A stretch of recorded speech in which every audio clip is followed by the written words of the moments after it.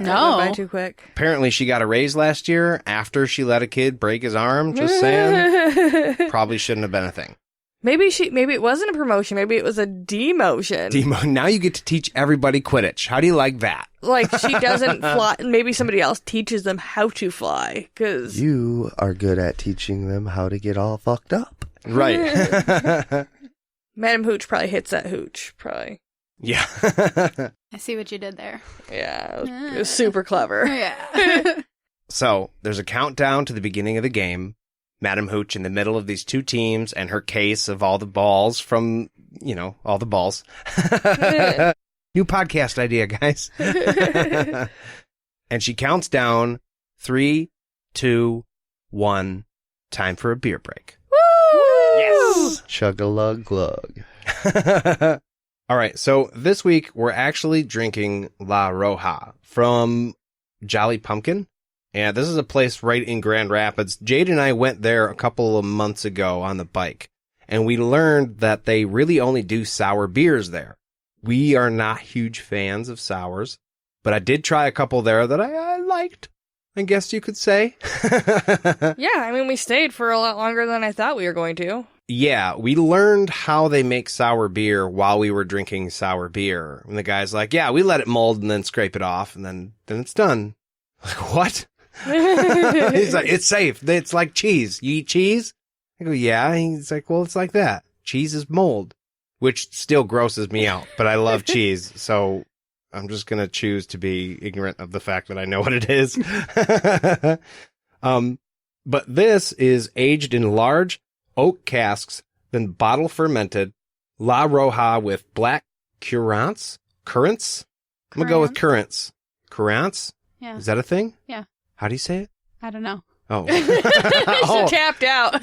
She's Sicilian. She might know. It's the fancier way. I'm gonna tell you that one. I know it's a fancier way. With black currants and grape must is crafted in the Flanders tradition of aged and blended beers. La Roja is rich and lush with undertones of caramel, fruit, and spice. Truly an ale of grace and distinction. We hope you enjoy this very special fruited variant. Ooh. This is making me think we got a pinky out for this one, guys. Yeah, right? It sounds really fancy. And the bottle makes it look like wine. The art on this thing is crazy. Is that a cat? That is a cat. He looks like he's dressed up like an aristocat. Aw. Sorry. There's a little quarter moon on the back, a little... Little, black magic stuff going on. Yeah. That's the Jolly Pumpkin. That's where this comes from. And their little symbol is kind of badass. They have a wicked-looking pumpkin with a J and a P. Mm-hmm. And they have the arrows underneath it, so it kind of looks like skull and crossbones. It's purple and gold, and I find that fancy. Right? It looks fancy. Those are opulent colors. Okay. Fancy. We have not tried this beer yet, so we are going to take our first sip of it right now. Cheers, guys.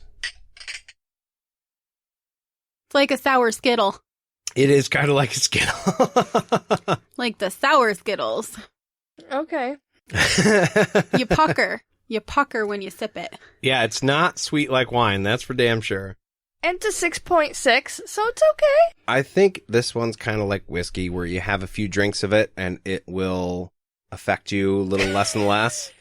Or it affects you more, but the flavor, you can tolerate the bitterness of it. This is the exact opposite with the sourness of it. Yeah. I don't know if I those think are it's opposites. super sour myself, and then has like a back taste of the smell of spaghetti sauce. As weird as that sounds. Well, there were That's what I'm spices getting. in it. That's what I'm getting from like when I breathe out. I can smell like I've breathed in spaghetti sauce. That's probably the black curante. That got real fancy. Or however you say that We word. went to a whole other place with that. Whole other place. I'm pretty sure you added an extra letter in there. I think I did. All right, well, we're going to finish these and get another drink, and we'll be back right after this.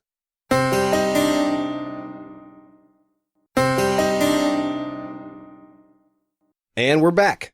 So the game starts and Malfoy calls out to Harry, "All right, Scarhead," and then he kind of zooms around underneath him to show off how fast his broom is.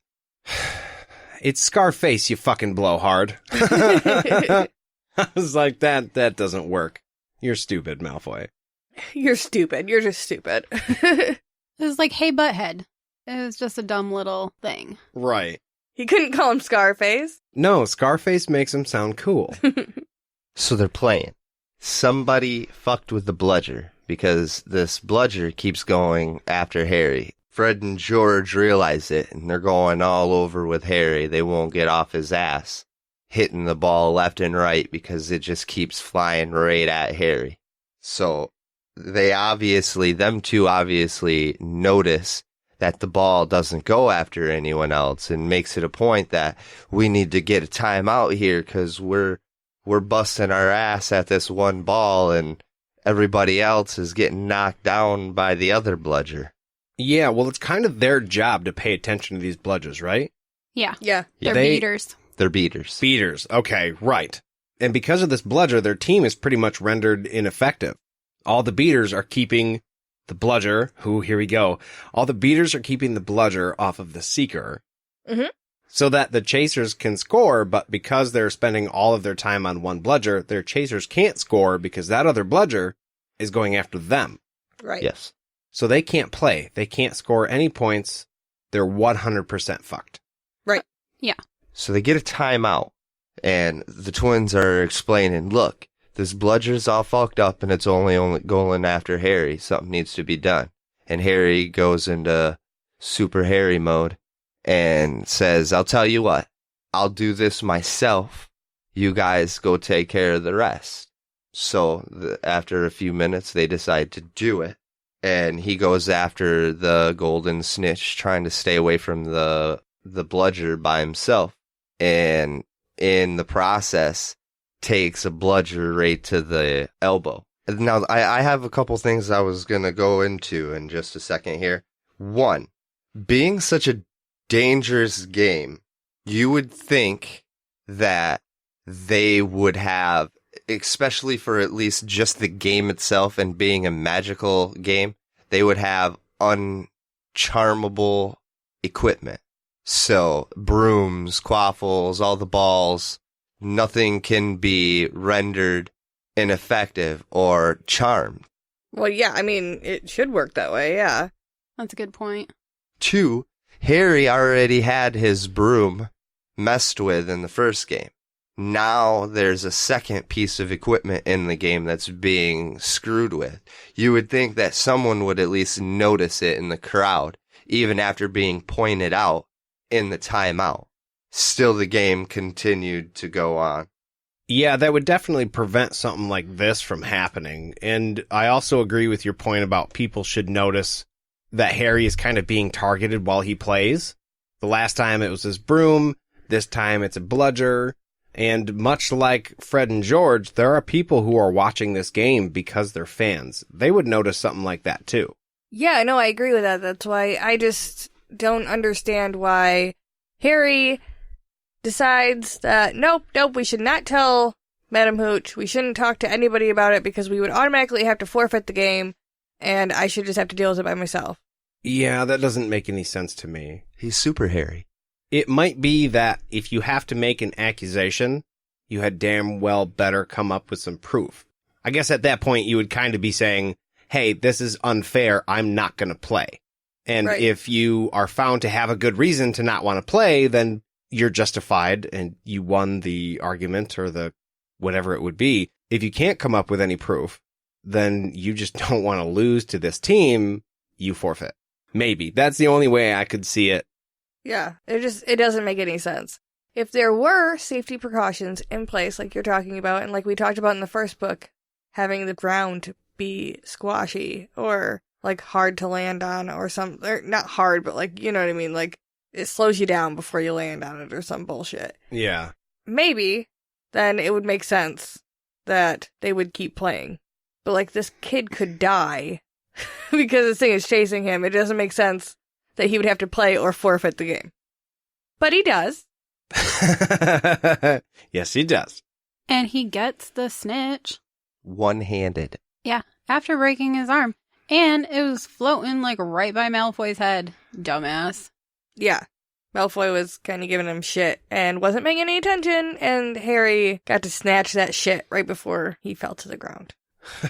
I got a kick out of how they explained Harry was holding onto his broom with just his legs and wielding one arm, chasing the snitch. Yeah, he really had to reach to get the snitch. It said he felt the cold steel of it, which I thought was odd. I don't know why. I always kind of pictured the snitch to be warm. Just because it's fluttering all over the place. But it says he felt the steel, and then that's all he had. Next thing he knew, he was hitting the fucking ground. Now, the question I had was, did he lose control? Was he in a free fall when he grabbed it? Because he wasn't off of his broom when he hit the ground. He hit the ground with his broom.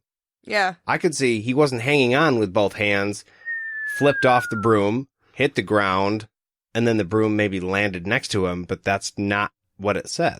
I don't know, it's kind of just like in the first one when he caught the snitch in his mouth, and we were like, was that intentional, or did he miss? It just doesn't say. Every time he plays Quidditch, some shit is up. Little sneaky bastard. What's going on, Joe Rowe? Is he really that good? So after he hits the mud, he kind of says, "We've won, aha," and then he passes out. And he wakes up to see what's probably the worst thing ever to him. The first thing he sees are Lockhart's shiny teeth. Super scary. I'm gonna have nightmares now. Let me fix you up, Harry. I'll mend these bones in just a minute. Then he does his little whoosh, whoosh, bone is gone. What kind of spells are you casting, Jay? The boner gone kind. Boner gone. That was intentional, just so you know. Sure. It is in my notes. I'll show you. Do you purposely write about boners? If you guys want to hear about other wizards who make other boners disappear, you should check out our other show, All the Things Sort of Truth, where another wizard does that exact same thing. Yeah. Yeah. Oh. Pretty funny. Now I'm scared. A whole group of dudes. He just, no more dicks. Oh. Yeah. Yeah, It's pretty hilarious. That's good. So Lockhart tells Harry that he's just going to fix his broken arm. Harry's not a fucking fan of that idea. And he's like, hey, let's just go to the hospital wing with it. It's fine. Don't fucking touch me. And through the clickety-click of Creepy Colin's camera. Thank you. Nice. Thank you. Lockhart attempts to fix Harry's arm, but instead of fixing it, he makes all of the bones in his arm disappear. Gross. Right. Thank you for having the same reaction as me. I hate how he just after the fact says, sometimes that happens. No, I don't think sometimes that happens. I hope sometimes that never happens.